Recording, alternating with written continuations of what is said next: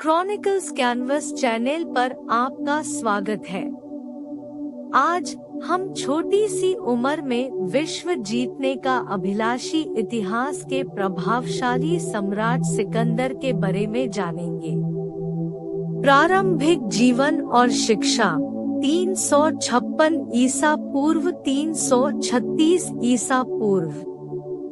सिकंदर 356 ईसा पूर्व में मैसेडोनिया की राजधानी पेला में पैदा हुआ। राजा फिलिप द्वितीय और रानी ओलंपियास का पुत्र था। उनकी शिक्षा का जिम्मा दार्शनिक अरस्तु को सौंपा गया, जिन्होंने उनकी बौद्धिक गतिविधियों को आकार देने में महत्वपूर्ण भूमिका निभाई। अरस्तु के मार्गदर्शन में अलेक्जेंडर ने विज्ञान, चिकित्सा और वनस्पति विज्ञान सहित विभिन्न क्षेत्रों में गहरी रुचि विकसित की। सिंहासन पर आरोहण और विजय की शुरुआत 336 ईसा पूर्व 334 ईसा पूर्व। 20 साल की उम्र में सिकंदर के पिता राजा फिलिप द्वितीय की हत्या कर दी गई थी। इस घटना ने युवा सिकंदर को मैसेडोनिया के सिंहासन पर पहुंचा दिया। अपने पिता के भव्य फारसी अभियान के सपने को पूरा करने के लिए उत्सुक होकर उन्होंने 334 ईसा पूर्व में आक्रमण की कमान संभाली। एशिया और अफ्रीका में विजय 334 ईसा पूर्व 323 ईसा पूर्व। सिकंदर के सैन्य अभियान, जिन्हें अक्सर मैसेडोनियन या हेलेनिस्टिक विजय के रूप में जाना जाता है, असाधारण से कम नहीं थे। उन्होंने दक्षिण पश्चिम एशिया और उत्तर पूर्व अफ्रीका में अपनी सेना का नेतृत्व किया और मिस्र, मध्य पूर्व के कुछ हिस्सों और फारसी राजवंश की भूमि सहित विशाल क्षेत्रों पर कब्जा कर लिया। इन विजयों ने न केवल उनके साम्राज्य का विस्तार किया, बल्कि प्राचीन विश्व के राजनीतिक मानचित्र को भी नया आकार दिया। हाइडस्पेस की लड़ाई 326 ईसा पूर्व। 326 ईसा पूर्व में पंजाब में पौरव के राजा पोरस के खिलाफ लड़ी गई हाइडस्पेस की लड़ाई सिकंदर की यात्रा में एक महत्वपूर्ण क्षण थी। यह एक भीषण युद्ध था जिसमें सिकंदर की सेना खतरनाक रूप से हार के करीब पहुंच गई थी। हालांकि उनकी सामरिक प्रतिभा ने अंततः जीत हासिल की, जिससे उन्हें भारतीय उपमहाद्वीप में आगे बढ़ने में मदद मिली। सांस्कृतिक प्रभाव लगभग 326 ईसा पूर्व। भारत पर सिकंदर के आक्रमण ने महत्वपूर्ण सांस्कृतिक आदान प्रदान की शुरुआत की। भारतीय तपस्वियों और दार्शनिकों के बारे में उनकी जिज्ञासा के कारण विचारों का परस्पर परागण हुआ। भारत को ग्रीक खगोल विज्ञान, हेलेनिस्टिक कला और ग्रीक संस्कृति के अन्य पहलुओं का सामना करना पड़ा। बाद में सम्राट कनिष्क यूनानी मूर्तिकारों को बैक्ट्रिया ले आए, जिससे इस क्षेत्र की सांस्कृतिक टेपेस्ट्री और समृद्ध हुई।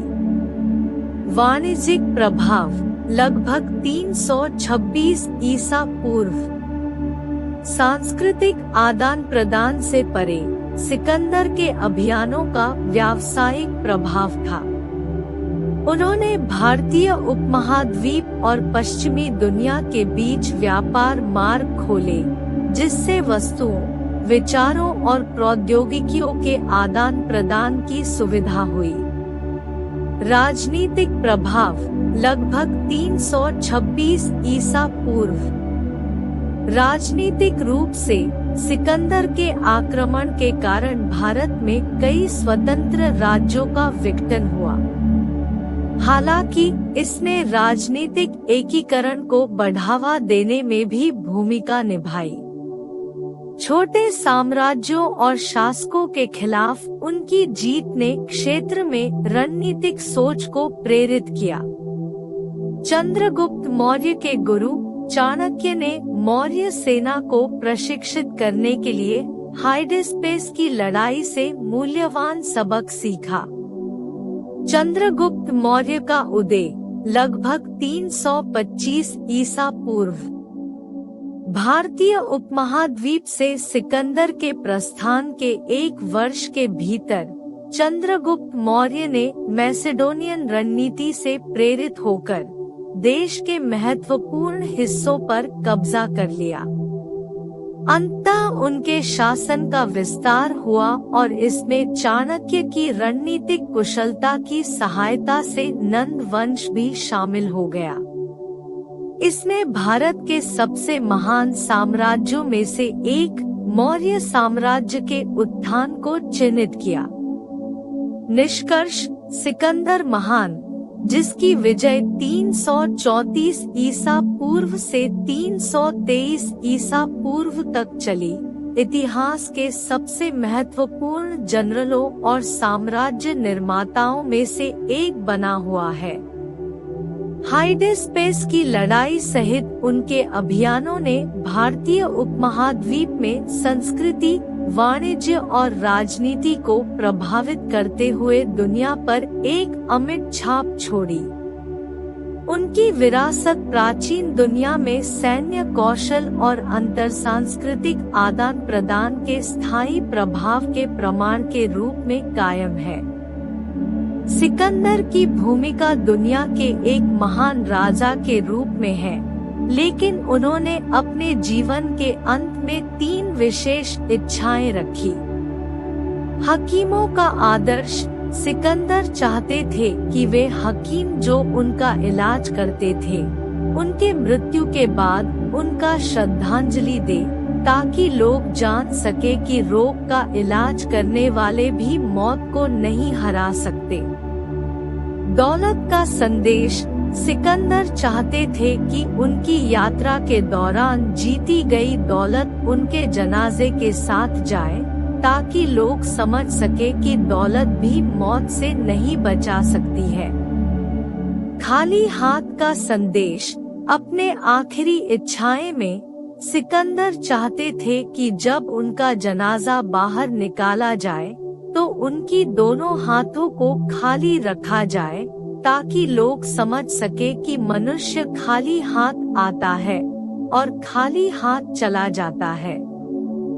यह इच्छाएं सिकंदर के मनोबल का परिचायक है, जो उनके यात्री जीवन के महत्वपूर्ण हिस्से थे। वे दुनिया को दिखाना चाहते थे कि महानता और सामाजिक संदेश उनके पूरे जीवन का हिस्सा था।